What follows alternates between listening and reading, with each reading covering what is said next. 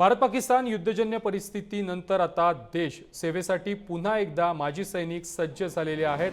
अनेक लढाईमध्ये सक्रिय सहभाग घेतलेले बुलढाणा जिल्ह्यातील माजी सैनिक पुन्हा एकदा सीमेवरती आपली सेवा देण्याची इच्छा व्यक्त करतायत।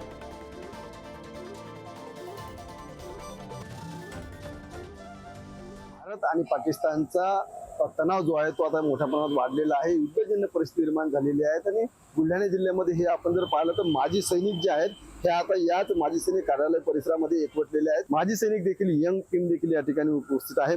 काय सांगाल नेमकं कालपासून जे आहे हे पुन्हा एकदा मोठा तणाव जो आहे भारत आणि पाकिस्तानचा वाढलेला युद्धजन्य परिस्थिती निर्माण झाली आहे। एकमेकांवर वार सुरू आहेत, तुम्ही कसं पाहता आणि काय नेमकं तुमच्या भावना आहेत? सीमेवरती सैनिक लढत असतो, परंतु आपण सिव्हिल मध्ये असताना त्यांचं मनोबल वाढवण्यासाठी प्रयत्नशील असलं पाहिजे।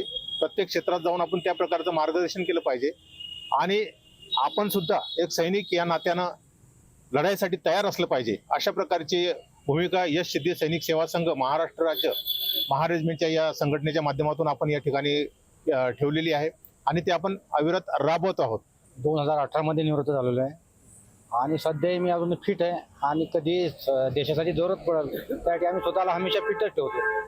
मी आता 2024 ला ऑक्टोबर मध्ये रिटायर झालो। मी आता अजूनही सज्ज आहे आणि लढाईसाठी पण आणि सर्व कामासाठी पण मी सज्जच राहणार। सैन्याला या माजी सैनिकांना जर आता सीमेवर बोलावलं त्यासाठी ते जाण्यासाठी जे आहेत हे सज्ज आहेत आणि आम्हाला बोलावं अशा पद्धतीची इच्छा देखील त्यांनी या ठिकाणी व्यक्त केलेली आहे। संदीप वानकडे, पुढारी न्यूज, बुलढाणा।